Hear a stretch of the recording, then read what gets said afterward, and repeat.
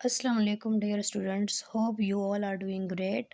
Welcome to your own channel Chemistry for MDCAT. आज का जो हमारा टॉपिक है FSC केमिस्ट्री पार्ट 1 से, that is ideal gas laws and ideal gas equation.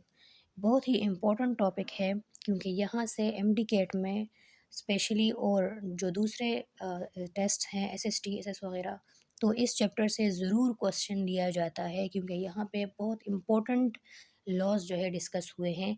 Important जो ideal gas equation है या स्टेट इक्वेशन उसको कहते हैं, तो वो डिराइवेशन है उसकी और उसके वैल्यूज़ बहुत सारी हैं। आइडियल गैस इक्वेशन जो कांस्टेंट है, तो बहुत ज़्यादा पर्सपेक्टिव से ये इम्पोर्टेंट है, इसलिए हम इसको डिटेल में पढ़ेंगे किस कौन से इसके लॉज हैं, किस तरह हम ये इक्वेशन डिराइव करते हैं। तो चलिए इसको स्टार्ट करते हैं। तो सबसे पहली जो लॉ है दैट इज़ बॉयल्स लॉ। अब बॉयल्स लॉ की स्टेटमेंट क्या है? बॉयल्स लॉ क्या कहता है? बॉयल्स लॉ कहता है कि अब अगर हम एक कांस्टेंट, एक फिक्स्ड मास ऑफ गैस लेंगे, ठीक है, जिसका हमें मास जो है वो नॉन होगा और उसको हम through out the process change नहीं करेंगे, तो एक फिक्स्ड मास ऑफ गैस हम लें और उसका टेम्परेचर कांस्टेंट रखें। तो क्या चीज़ मास और टेम्परेचर कांस्टेंट रखे, तो फिर अगर हम उसके प्रेशर और वॉल्यूम को स्टडी करेंगे तो हमें उससे क्या डेटा मिलेगा, क्या रिजल्ट मिलेगा। इस वॉल्यूम और प्रेशर के बीच में जो रिलेशनशिप है, इसको बॉयल्स ने एक्सप्लेन किया है और उसने एक्सपेरिमेंटली और मैथमेटिकली ये चीज़ प्रूफ की कि जो वॉल्यूम है गैस का और प्रेशर, उन दोनों के बीच में इनवर्स रिलेशनशिप है। Volume of fixed mass of gas, यानी हम उसका मास नहीं चेंज कर रहे, हम उसका टेम्परेचर नहीं चेंज कर रहे, इस कंडीशन के ऊपर जो वॉल्यूम होगा किसी गैस का, वो इन्वर्सली प्रोपोर्शनल होगा किस चीज़ के? उसके प्रेशर के ऊपर। जो उसके ऊपर प्रेशर अप्लाई किया गया है या जो उसका एक्सटर्नल प्रेशर है, जो भी है, जितना भी है, तो वो उसके वॉल्यूम उसके इन्वर्सली प्रोपोर्शनल होगा। ठीक है। अब पहली बात तो ये कि जब हम दो वेरिएबल को स्टडी करते हैं तो हमें बाकी वेरिएबल्स को कांस्टेंट रखना होता है। तो इधर जो दो वेरिएबल स्टडी हो रहे हैं वो कौन से हैं? एक वॉल्यूम है और एक प्रेशर है। तो उसके अलावा जो वेरिएबल्स हैं यानी टेम्परेचर और मास, उसको हमने दोनों को कांस्टेंट रखा हुआ है। एक ये बात। दूसरी बात ये कि जब कभी दो वेरिएबल्स के बीच में इनवर्स प्रोपोर्शनलिटी होती है, इनवर्स रिलेशनशिप होता है, इसका मतलब ये होता है कि एक वैल्यू बढ़ाने से दूसरा वेरिएबल जो है उसकी वैल्यू कम हो जाएगी। इसको हम कहते हैं इनवर्स रिलेशनशिप। ठीक है, तो ज़रा आप स्टेटमेंट को समझें कि वॉल्यूम और प्रेशर में जब एक चीज़ बढ़ेगी तो दूसरी कम हो जाएगी, रिड्यूस हो जाएगी, बशर्त ये कि कंडीशन क्या होना चाहिए कि वहाँ पे टेम्परेचर और मास को कांस्टेंट रखा गया हो। ठीक है। अब मैथमेटिकली इसको हम कैसे लिखते हैं कि volume is inversely proportional to pressure. 1/p का मतलब है इन्वर्सली प्रोपोर्शनल टू प्रेशर, यानी वॉल्यूम बढ़ेगा तो प्रेशर डिक्रीज होगा, या प्रेशर हम बढ़ाएंगे तो वॉल्यूम कम हो जाएगा। अब जब प्रोपोर्शनलिटी को हटाते हैं तो उसकी जगह पे हम एक कांस्टेंट लगाते हैं। ठीक है, यहाँ से प्रोपोर्शनलिटी हटा दी तो यहाँ पे इक्वल लगा दी और साथ में के यहाँ पे प्रोपोर्शनलिटी कांस्टेंट के तौर पे एक्ट कर रहा है। अच्छा, अब अगर आप दोनों साइड को मल्टीप्लाई करो p के साथ, तो क्या बन जाएगा? इससे यहाँ से p और p कैंसिल हो जाएगा और ये इक्वेशन बन जाएगी k इक्वल्स टू PV। ये जो इक्वेशन है, इससे हमें बॉयल्स लॉ की एक और डेफिनेशन मिलती है। ये जो हमें इक्वेशन ए दिया गया है, इससे हमें बॉयल्स लॉ की एक और डेफिनेशन पता चलती है, और वो क्या है कि कांस्टेंट टेम्परेचर के ऊपर प्रेशर और वॉल्यूम का प्रोडक्ट हमेशा कांस्टेंट होगा। के का मतलब क्या है? Constant value. यानी प्रेशर और वॉल्यूम में जो भी चेंजेस आएंगी एट कांस्टेंट टेम्परेचर, उन दोनों की वैल्यूज़ को जब हम मल्टीप्लाई करेंगे उसका प्रोडक्ट हमेशा कांस्टेंट होगा। ठीक है। कैसे कांस्टेंट होगा? लेट्स सपोज, अब अगर हम कहते हैं कि इनिशियली जो वॉल्यूम है, इनिशियली क्या है वॉल्यूम, वो 20 सेंटीमीटर क्यूब है, और उसी कंडीशन के ऊपर जो प्रेशर अप्लाई किया हुआ है हमने, वो है 10, या लेट्स सपोज, हाँ, 10 एटमॉस्फेयर है। हम ये सपोज कर रहे हैं, जब नहीं है कि ये एक्चुअल में इसी तरह की वैल्यूज़ हों। ये जस्ट आपको ये बताने के लिए कि किस तरह इनका प्रोडक्ट कांस्टेंट आएगा। तो अब जब इन दोनों को हम मल्टीप्लाई करते हैं, प्रोडक्ट का मतलब क्या होता है? मल्टीप्लिकेशन ना। तो दोनों को जब मल्टीप्लाई करेंगे तो क्या आएगा? इससे 200। ठीक है, ये प्रोडक्ट है किसका? P और V का। अब अगर हमने सॉरी, ये V है वॉल्यूम और ये प्रेशर है। अब अगर हम प्रेशर को डबल कर दें तो 10 से ये हो जाएगा 20। जब प्रेशर डबल हो गया तो वॉल्यूम कम हो जाएगा, हाफ हाफ हो जाएगा। तो 20 का हाफ क्या होगा? 20 का हाफ 10 होगा। अब अगर हम इन दोनों को फिर से मल्टीप्लाई करें तो क्या जाएगा? 200। तो देखिए वैल्यू कांस्टेंट आ रही है ना, प्रोडक्ट ऑफ प्रेशर और वॉल्यूम कांस्टेंट आ रहा है। अगर हम इसको फर्दर करें, अब अगर मैंने 20 को डबल कर दिया और भी प्रेशर को और भी डबल कर दिया तो ये हो जाएगा 40 एटीएम, ठीक है। और अगर हमने वॉल्यूम जब प्रेशर को डबल कर दिया तो वॉल्यूम ऑटोमेटिकली हाफ हो जाएगा। तो 10 का हाफ क्या होता है? 5 होता है, ठीक है। तो अगेन इन दोनों को मल्टीप्लाई करने से 200 आ जाता है, ठीक है। इसका मतलब है कि वैल्यू जो है, प्रोडक्ट जो है प्रेशर और वॉल्यूम का, वो क्या होगा? वो हमें एक कांस्टेंट वैल्यू देगा। के मीन्स एक कांस्टेंट वैल्यू, ठीक है। सो के इक्वल्स टू पीवी का मतलब यही है कि कांस्टेंट टेम्परेचर के ऊपर प्रेशर और वॉल्यूम में जो चेंजेस आती है उनका प्रोडक्ट कांस्टेंट होगा। सिंपल सी बात यह है। समझ आ गई अब आप इसको, अब आपको इस इक्वेशन की कि के इक्वल्स टू पी वी हम क्यों लिखते हैं कि इन दोनों का प्रोडक्ट कांस्टेंट वैल्यू देगा। अच्छा, ग्राफिकली अगर हम इस चीज़ को समझें तो ये देखें, इधर एक ग्राफ है जहाँ पे वॉल्यूम को वाई एक्सिस पे शो किया गया है और प्रेशर को एक्स एक्सिस पे। यहाँ से मैं आपको एक और बात बता दूँ एक्स्ट्रा आपकी नॉलेज के लिए, कि हमेशा जो दो वेरिएबल्स के बीच में हम ग्राफ बनाते हैं इनमें से एक डिपेंडेंट वेरिएबल होगा, एक इंडिपेंडेंट वेरिएबल होगा। इंडिपेंडेंट वेरिएबल को हमेशा हम एक्स एक्सिस पे लिखते हैं, ठीक है। यानी वो दूसरे वेरिएबल पे डिपेंड नहीं कर रहा बल्कि दूसरा वेरिएबल उस पे डिपेंड कर रहा है। यहाँ पे वॉल्यूम जो है वो डिपेंड कर रहा है किस चीज़ के ऊपर? प्रेशर के ऊपर। तो हमने वॉल्यूम को वाई एक्सिस पे लिया है डिपेंडेंट वेरिएबल को, और इंडिपेंडेंट को हमने एक्स एक्सिस पे लिया है। अच्छा, स्टार्ट में बिल्कुल देखिए, जब ग्राफ स्टार्ट हुआ है तो वहाँ पे वॉल्यूम की वैल्यू मैक्सिमम है, यानी वॉल्यूम ज़्यादा है, ठीक है। यहाँ से यहाँ तक कितना है? ये वॉल्यूम है। अब प्रेशर इस वॉल्यूम के ऊपर कम है। प्रेशर की वैल्यू लेट सपोज यहाँ पे 1 है या 1 से भी कम है। जैसे ही हमने प्रेशर की वैल्यू 2 कर दी, वो प्रेशर की वैल्यू को बढ़ा दिया, तो आप देखिए वॉल्यूम की वैल्यू, उसका जो कंसंट्रेशन है, जो अमाउंट है, वो नंबर है, वो कम हो रहा है। वॉल्यूम क्या हो रहा है? वो कम हो रहा है। किस वजह से? प्रेशर बढ़ाने से। अब अगर प्रेशर को और भी बढ़ा दिया तो वॉल्यूम और भी डिक्रीज हो जाएगा। अब मज़ीद प्रेशर को बढ़ा दिया तो वॉल्यूम फर्दर डिक्रीज, फिर से प्रेशर को बढ़ा दिया तो और भी डिक्रीज। इसका मतलब है कि जब हम प्रेशर को बढ़ाते जाएंगे वॉल्यूम कम होता जाएगा, और ये ग्राफिकल प्रूफ है किसका? बॉयल्स लॉ का। ग्राफिकली हम इसको ऐसे रिप्रेजेंट करते हैं कि वॉल्यूम डिक्रीज हो रहा है with increase in pressure. Pressure increase कर रहे हैं हम ग्रेजुअली, उसकी वजह से वॉल्यूम क्या हो रहा है? डिक्रीजमेंट में आ रहा है, डाउनवर्ड आ रहा है। ये ग्राफिकल प्रूफ है बॉयल्स लॉ के लिए। अच्छा, अब अगर इनिशियली किसी सिस्टम का जो है, किसी गैस का प्रेशर वो P1 है, जैसे हमने भी कुछ रैंडम वैल्यूज़ ली, और उसका इनिशियल वॉल्यूम V1 है। जब हमने उसके प्रेशर को P1 से P2 कर दिया तो वॉल्यूम V1 से V2 हो गया, ठीक है। अब हम प्रेशर को कम भी कर सकते हैं, ज़्यादा भी कर सकते हैं, डिपेंड करता है कंडीशन के ऊपर या हमारी मर्ज़ी के ऊपर कि हम प्रेशर कम करना चाह रहे हैं या ज़्यादा करना चाह रहे हैं। तो इन दोनों को, इनिशियल स्टेट को हम एक साइड पे लिखेंगे और फाइनल स्टेट को एक दूसरे साइड पे लिखेंगे।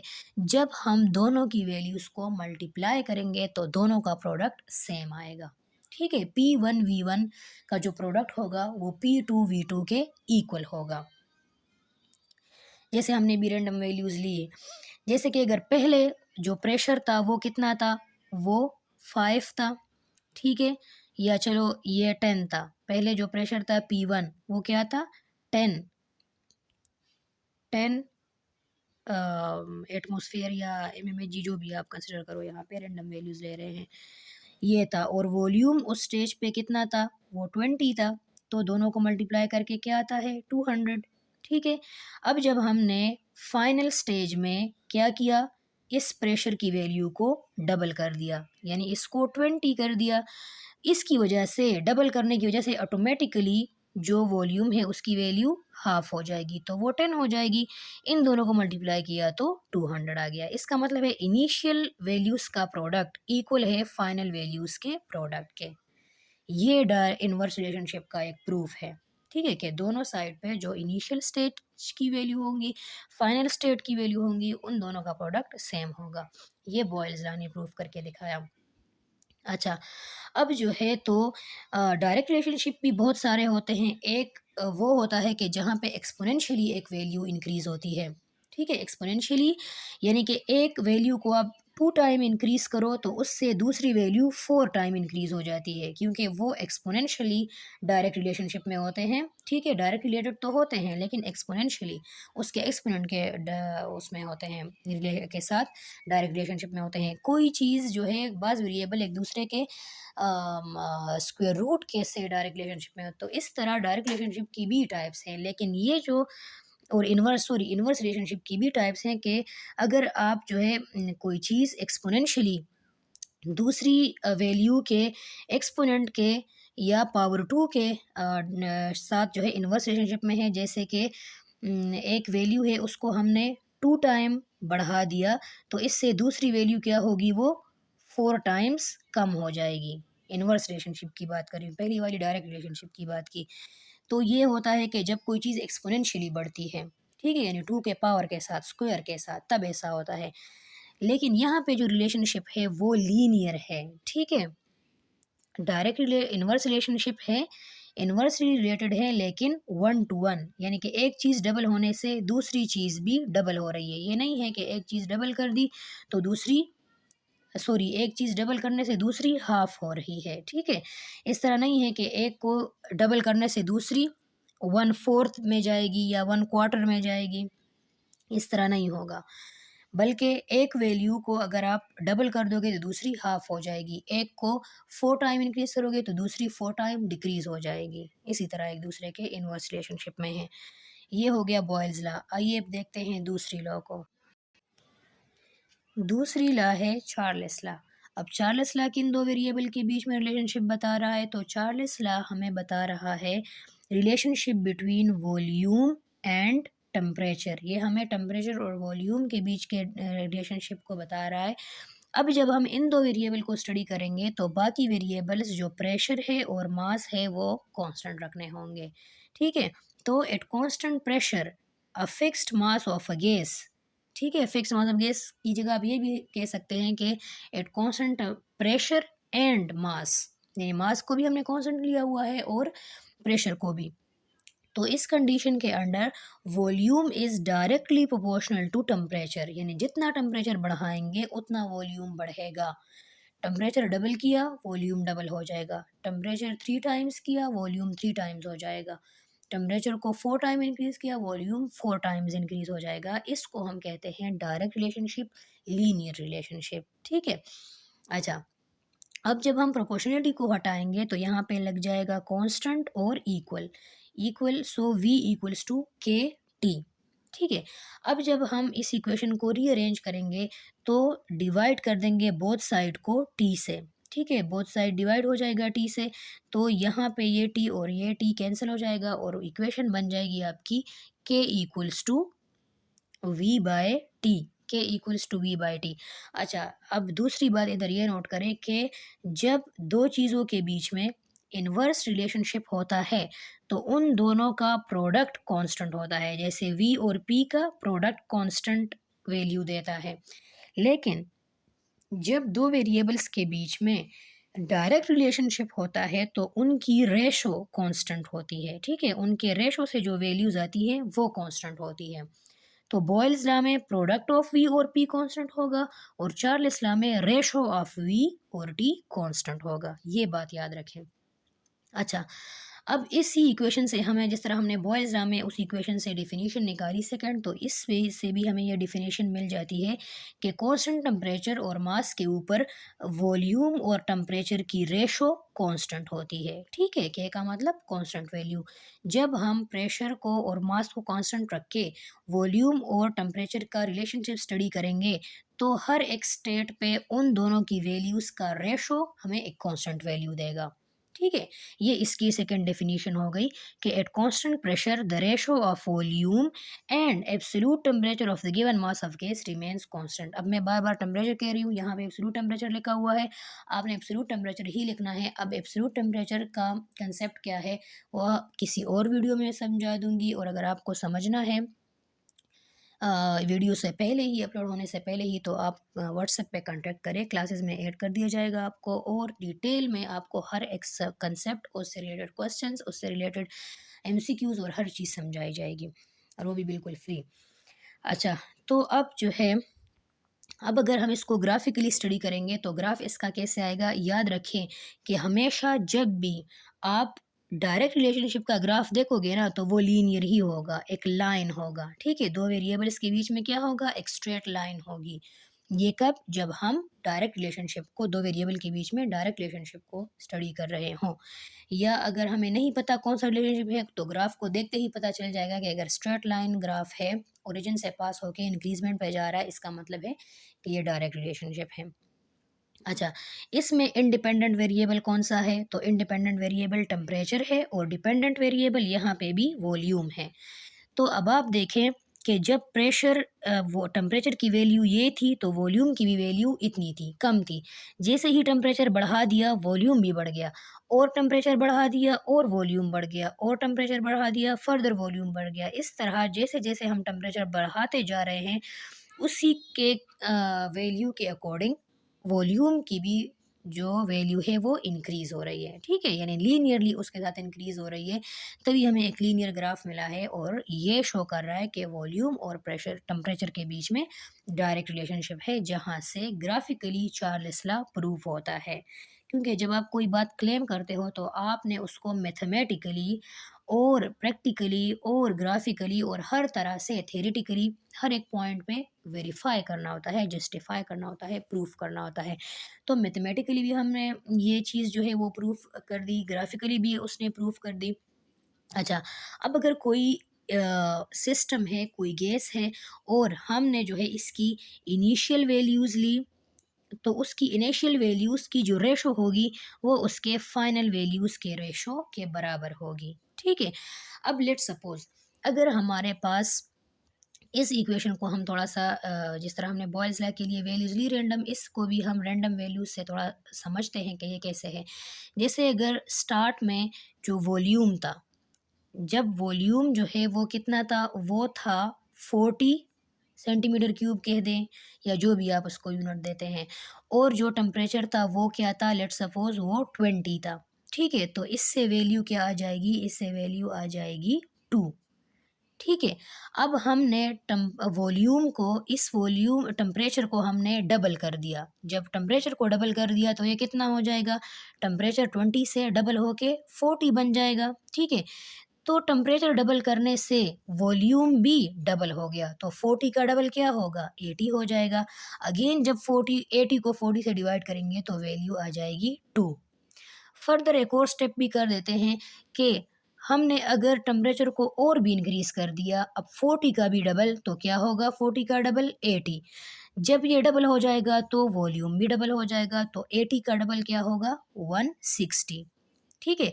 160 को 80 से डिवाइड करो, तो अगेन 2, तो देखिए 2, 2 और 2, इसका मतलब है कि दोनों की रेशो बार-बार क्या आ रही है, कांस्टेंट आ रही है। वॉल्यूम और टेम्परेचर की रेशो कांस्टेंट आ रही है, और ये है बॉयल्स लॉ की सेकंड डेफिनिशन कि कांस्टेंट प्रेशर के ऊपर और मास के ऊपर वॉल्यूम और टेम्परेचर की रेशो कांस्टेंट होगी। अब बात क्लियर है? चलो अब एक और लॉ समझते हैं, इसके बाद जो है नेक्स्ट लॉ है एवोगाड्रोस लॉ। एवोगाड्रोस लॉ, ये आपने एवोगाड्रो नंबर पढ़ा भी होगा। हमने सबसे पहले वाली जो वीडियोस थी, मोल एंड मोल कैलकुलेशन के कंसेप्ट में हमें एवोगाड्रो नंबर बार बार आया। अच्छा, वो जो एवोगाड्रो नंबर था, वो इसी एवोगाड्रो लॉ से जो है इन्हीं साइंटिस्ट ने दिया था। अब एवोगाड्रोस लॉ क्या कहता है, ये हमें जिन दो वेरिएबल के बीच में रिलेशनशिप बता रहा है, वो कौन से हैं, वो है वॉल्यूम और नंबर ऑफ पार्टिकल्स या नंबर ऑफ मॉलिक्यूल्स। लेकिन जब हम वॉल्यूम और नंबर ऑफ मॉलिक्यूल को स्टडी कर रहे हैं, तो हमें और वेरिएबल कांस्टेंट रखने हैं, और वो कौन से हैं, टेम्परेचर और प्रेशर। तो जब हम टेम्परेचर और प्रेशर को कांस्टेंट रखते हैं, उन कंडीशन के ऊपर equal volume of all the gases में नंबर ऑफ पार्टिकल्स सेम होंगे। ठीक है, यानी अब अगर हम स्टैंडर्ड कंडीशन पे टेम्परेचर और प्रेशर को बिल्कुल कांस्टेंट और स्टैंडर्ड रख रहे हैं। स्टैंडर्ड टेम्परेचर क्या होता है 273 केल्विन, ठीक है, 0 डिग्री सेल्सियस या 273 केल्विन, और स्टैंडर्ड प्रेशर क्या होता है 1 एटमॉस्फेयर। तो इन दोनों कंडीशन यानी STP के ऊपर अगर हम कंसिडर करें 1 डेसीमीटर क्यूब वॉल्यूम को, तो स्टैंडर्ड कंडीशन में 1 डेसीमीटर क्यूब वॉल्यूम के अंदर कितने पार्टिकल्स होते हैं, एवोगाड्रोस नंबर ऑफ पार्टिकल, और वो कितने हैं 6.023 इंटू 10⁻23, जो कि आपको ऑलरेडी पता होगा। अच्छा, तो इतने पार्टिकल्स होते हैं उसके अंदर, ये हमें एवोगाड्रो ने बताया कि जो नंबर ऑफ पार्टिकल्स है उसका वॉल्यूम के साथ डायरेक्ट रिलेशनशिप है। ठीक है, इसको हम कैसे मैथमेटिकली लिखेंगे? मैथमेटिकली हम लिख सकते हैं कि V is directly proportional to N। कब? At constant pressure and temperature. ये मस्ट हमने मेंशन करना होगा कि प्रेशर और टेम्परेचर वहाँ पे कांस्टेंट है। अब जब प्रोपोर्शनलिटी को हटाएंगे तो यहाँ पे लग जाएगा इक्वल्स टू के कांस्टेंट है, ठीक है, प्रोपोर्शनलिटी कांस्टेंट है। तो जो इक्वल नंबर ऑफ वॉल्यूम होता है उसमें चाहे वो कोई सा भी गैस है, नेचर पे यहाँ पे ये बात ज़रूर याद रखें कि नेचर ऑफ गैस इस बात को, इस लॉ को, इस प्रॉपर्टी को कभी भी अफेक्ट नहीं करेगा। नेचर उसका, उसका मास, कुछ भी, उसका साइज इस प्रॉपर्टी को अफेक्ट नहीं करेगा कि volume directly proportional to number of particles है, या equal volume of all the gases at STP, उनमें इक्वल नंबर ऑफ पार्टिकल्स होंगे। ये चीज़ कन्फर्म है, ये फिक्स्ड है, कोई मास जो है या कोई प्रॉपर्टी उसको अफेक्ट नहीं कर रही। ठीक है, जैसे अगर आप देखें तो यहाँ पे हाइड्रोजन गैस दिया है, यहाँ पे ऑक्सीजन गैस दिया है, यहाँ पे कौन सा गैस दिया है, कार्बन डाइऑक्साइड दिया है। अच्छा, इसका हाइड्रोजन का मास देखें तो वो कितना है 2.015 ग्राम। यहाँ पे देखें तो ऑक्सीजन का मास कितना है 32 ग्राम, और यहाँ पे कार्बन डाइऑक्साइड का मास है 44.01 ग्राम। यानी इसका मास सबसे कम, फिर इसका मास और इसका मास सबसे ज़्यादा है, लेकिन सब में, इन सब में नंबर ऑफ पार्टिकल्स सेम होंगे। क्यों? क्योंकि इन सब का वॉल्यूम देखे कितना है 22.4 decimetre cube, 22.4 decimetre cube, 22.4 decimetre cube, और स्टैंडर्ड कंडीशन पे भी है प्रेशर 1 एटमॉस्फेयर और टेम्परेचर 273 केल्विन, यहाँ पे भी यही कंडीशन, यहाँ पे भी यही कंडीशन। और एवोगाड्रो लाज ने अभी हमें बताया कि STP यानी स्टैंडर्ड टेम्परेचर और प्रेशर की वैल्यूज़ अगर रहें तो वॉल्यूम में इक्वल नंबर ऑफ पार्टिकल्स होंगे। ठीक है, यानी 1 decimetre cube of volume, sorry 22.4 decimetre cube of volume में, यहाँ पे मैंने 1 कहा, 1 नहीं, 22.4 डेसीमीटर क्यूब है। ठीक है, 22.4 डेसीमीटर क्यूब वॉल्यूम में कितने पार्टिकल्स होते हैं, एवोगाड्रोस नंबर ऑफ पार्टिकल्स होते हैं। अच्छा, ये तो होते हैं 22.4 डेसीमीटर क्यूब में, लेकिन फिर 1 डेसीमीटर क्यूब में कितने होते हैं, तो वो है 2.68 × 10⁻23 मॉलिक्यूल्स। अगर आपको ये फॉर्मूला निकालना है, या हम किसी उसके गैस के किसी भी गैस के अंदर 1 डेसीमीटर क्यूब में कितने पार्टिकल्स हैं ये हमें मालूम करना हो, या हमें जो है तो ये बताना हो, अच्छा, किसी भी गैस के 1 डेसीमीटर क्यूब में यही वॉल्यूम, यही पार्टिकल्स होते हैं, 22.4 डेसीमीटर क्यूब वॉल्यूम में कितने पार्टिकल्स होते हैं 6.023 इंटू 10⁻23, ये पार्टिकल्स होते हैं कितने वॉल्यूम में 22.4 डेसीमीटर क्यूब में। तो फिर 1 डेसीमीटर क्यूब में कितने होंगे, उसमें इतने होते हैं, और ये नंबर फिक्स्ड है हर एक गैस के लिए। ठीक है, लेकिन उसका मास कैसे कैलकुलेट करना है, अगर ये आपको जानना है तो मैंने ऑलरेडी इसके लिए वीडियो अपलोड की हुई है, एक शॉर्ट वीडियो है, आप उसको जाके देख ले, फॉर्मूला समझ आ जाएगा, क्योंकि ये MCQs में MDCAT में आया हुआ है कि इस स्पीशीज़ का, इस गैस का जो है आप मास कैलकुलेट करके दें। अच्छा, तो ये आपका हो गया एवोगाड्रोस लॉ, जो कि कहता है कि equal volume of all the gases में इक्वल नंबर ऑफ पार्टिकल्स होंगे, equal number of moles of, या इक्वल नंबर ऑफ मॉलिक्यूल्स होंगे। ठीक है, अब हम समझते हैं कि आइडियल गैस इक्वेशन को कैसे डिराइव करना है इन तीनों लॉज से। अच्छा, तो आइडियल गैस इक्वेशन कौन सा इक्वेशन है? ये ऐसा इक्वेशन है जो कि हमें बता रहा है relationship pressure, volume, temperature number of moles of particles या number of moles of molecules, ठीक है। इन सब वेरिएबल्स के बीच में हमें जो रिलेशनशिप बताने के लिए इक्वेशन है उसको हम कहते हैं आइडियल गैस इक्वेशन। उसको हम डिराइव कैसे करेंगे, तो जितने भी हमने अभी लॉस पढ़े, Boyle's law, Avogadro's law, Charles law, उन सबको कंबाइन करेंगे, ठीक है। उन सब की कम्बिनेशन से हमारे पास बन जाएगा ideal gas equation.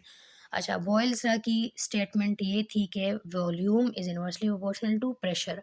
Charles law की स्टेटमेंट थी कि volume is directly proportional to temperature. और एवोगाड्रोस लॉ की स्टेटमेंट थी कि volume is directly proportional to number of molecules या पार्टिकल्स, या हम कह सकते हैं कि equal volume contain equal number of particles at STP. अब इन तीनों को हम वॉल्यूम, चूँकि राइट हैंड साइड पे जो वैल्यू है वो तो सेम है, तो इन तीनों को हम कंबाइन कर देते हैं, तो volume is inversely proportional to P, directly proportional to T and directly proportional to N. अब हम इसको ऐसे भी लिख सकते हैं कि V is direct proportional to T by P और N। अब जब प्रोपोर्शनलिटी को हटाएंगे तो इसकी जगह कांस्टेंट लग जाएगा, और ये कांस्टेंट बहुत ज़्यादा इंपॉर्टेंट है जो कि कैपिटल R से रिप्रेजेंट हो रहा है। इसको हम कहते हैं यूनिवर्सल गैस कांस्टेंट या आइडियल गैस कांस्टेंट, ठीक है। तो आइडियल गैस कांस्टेंट लगा देने से ये आपकी इक्वेशन, अब इसको रीअरेंज करें तो ये दोनों साइड पे अगर P को मल्टीप्लाई करें तो यहाँ से P और P कैंसिल हो जाएगा और यहाँ पे V के साथ P लग जाएगा, ठीक है। तो क्या बन जाएगा ये इक्वेशन? इक्वेशन बन जाएगा P V equals to N R T. इसको हम कहते हैं आइडियल गैस इक्वेशन या स्टेट इक्वेशन या जनरल गैस इक्वेशन, ठीक है। ये तीनों इसको नाम दिए जा सकते हैं। अच्छा, तो चूंकि ये आइडियल गैस इक्वेशन है, यहाँ पे जितनी भी वैल्यूज़ होती हैं वो स्टैंडर्ड होती हैं। प्रेशर की वैल्यू, वॉल्यूम की वैल्यू, टेम्परेचर की वैल्यू, तो एन की भी वैल्यू स्टैंडर्ड होगी, और स्टैंडर्ड वैल्यू एन की क्या है? 1 है। यानी जब हम स्टैंडर्ड स्टडीज़ करते हैं तो हम नंबर ऑफ़ मोल्स को 1 रखते हैं, 1 नंबर ऑफ़ मोल। तो 1 को अगर आप ना भी लिखो तो यहाँ पे 1 जो है वो एन क्या है? 1 के तौर पे यहाँ पे मौजूद है। तो हमने एन को 1 कर दिया।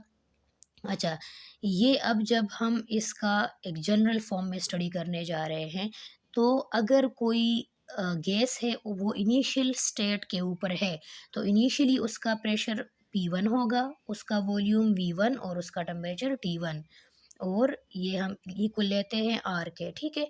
फिर इसका जो फाइनल स्टेट होगा उसके ऊपर इसकी फाइनल वैल्यूज़ होंगी, प्रेशर की P2, वॉल्यूम की फाइनल वैल्यू V2 और टेम्परेचर की final value T2 equals to R। अब दोनों इक्वेशंस को हम कंबाइन कर देते हैं, दोनों का जो प्रोडक्ट आएगा और फिर उसकी रेशो आएगी वो वैल्यूज़, यानी P1 V1 मल्टीप्लाई करो और T1 पे डिवाइड करो, और P2 V2 को मल्टीप्लाई करके T2 पे डिवाइड करो, तो दोनों की जो वैल्यूज़ होंगी वो दोनों रेशो की वैल्यूज़ सेम होंगी। जैसे हमने बॉयल लॉ में पढ़ा, जैसे हमने चार्ल्स लॉ में पढ़ा के वैल्यूज़ जो है वो रेशो लेने से या प्रोडक्ट लेने से कांस्टेंट आ रही है, तो उसी तरह, बिल्कुल उसी तरह, जो इनिशियल सेट ऑफ वैल्यूज़ हैं इसको जब आप सॉल्व करोगे और फाइनल सेट ऑफ वैल्यूज़ है इसको जब सॉल्व करोगे, तो दोनों वैल्यूज़ एक दूसरे के इक्वल आएंगे, ठीक है। ये आइडियल गैस इक्वेशन का जनरलाइज्ड फॉर्म है।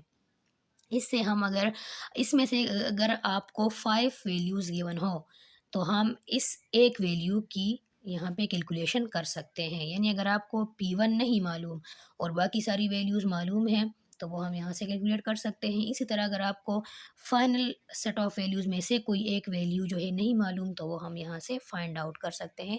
इसको हम general form of ideal gas equation या जनरल गैस इक्वेशन कहते हैं। अच्छा जी, अब यहाँ पे कुछ एमडीकेट के पास्ट पेपर से ही क्वेश्चंस मैंने उठाए हुए हैं। पहला क्वेश्चन है, absolute temperature of the gas is doubled. अगर टेम्परेचर को हम डबल कर दें and pressure is increased 4 times, then volume becomes. गौर से देखें, टेम्परेचर को किया डबल, 2 टाइम्स इंक्रीज़ किया, और प्रेशर को 4 टाइम्स इंक्रीज़ किया, तो हमसे पूछ रहे हैं कि वॉल्यूम में क्या चेंज आएगा। पहला ऑप्शन है कि वॉल्यूम हाफ हो जाएगा, दूसरा है डबल हो जाएगा, तीसरा है 4 टाइम इंक्रीज हो जाएगा, या अनचेंज रहेगा। तो इसको ज़रा आप बॉयल्स लॉ, चार्ल्स लॉ के हेल्प से वेरीफाई करें, उसके हेल्प से आप इसको फाइंड आउट करें कि वॉल्यूम पे क्या इफ़ेक्ट होगा। सबसे पहले देखिए, टेम्परेचर डबल करने से वॉल्यूम क्या होगा? डबल हो जाएगा। क्यों? क्योंकि चार्ल्स लॉ कहता है कि पहले अगर वो टी था और वॉल्यूम वी था, अब जब टेम्परेचर को हमने क्या किया, डबल कर दिया, तो 2T हो गया, तो वॉल्यूम क्या हो गया, वो भी 2V हो गया। यानी टेम्परेचर डबल करने से वॉल्यूम डबल हो गया। अब कह रहे हैं कि प्रेशर को भी 4 टाइम इंक्रीज़ किया, ठीक है? तो बॉयल्स लॉ के अकॉर्डिंग वॉल्यूम और प्रेशर का क्या रिलेशनशिप है? इनवर्स रिलेशनशिप है, ठीक है? वॉल्यूम और प्रेशर का इनवर्स रिलेशनशिप है। अब जो प्रेशर है उसको कितना इंक्रीज़ किया? 4 टाइम इंक्रीज़ किया। इसका मतलब है कि जो वॉल्यूम होगा वो उसकी वजह से 4 टाइम डिक्रीज़ हो जाएगा। अब अगर आप इसको सेपरेट ले लें इसको ज़रा। अच्छा, क्या होगा कि हमने पहले वॉल्यूम को प्रेशर को डबल कर दें, ठीक है? करना 4 टाइम्स ही है, लेकिन मैं आपको स्टेप्स में बता रही हूँ ताकि आपको सही से समझ आए। वॉल्यूम प्रेशर को पहले 2 टाइम इंक्रीज़ करें, तो जब प्रेशर 2 टाइम इंक्रीज़ हो जाएगा तो वो क्या हो जाएगा, 2P। जब वो 2P हो जाएगा तो ये वॉल्यूम के साथ इनवर्स रिलेशनशिप में है ना, और वॉल्यूम क्या था, वो था 2V। तो जब हमने प्रेशर को 2P कर दिया तो वॉल्यूम हाफ़ हो जाएगा, ठीक है? वॉल्यूम क्या हो जाएगा, ये हाफ़ हो जाएगा, यानी कि 2V से ये क्या बन जाएगा, यहाँ से 2 और 2 को कैंसिल करें तो ये क्या बन जाएगा, 2P और वॉल्यूम V बन जाएगा। अब हमने इसको और भी 2 टाइम इंक्रीज़ किया, क्योंकि टोटल कितना इंक्रीज़ हुआ है, ये 4 टाइम्स हुआ है ना। तो जब हम इसको 4P कर दें तो 4P करने से यहाँ पे वॉल्यूम फर्दर हाफ़ हो जाएगा, ठीक है? वॉल्यूम क्या हो जाएगा, फर्दर वो डिक्रीज़ हो जाएगा।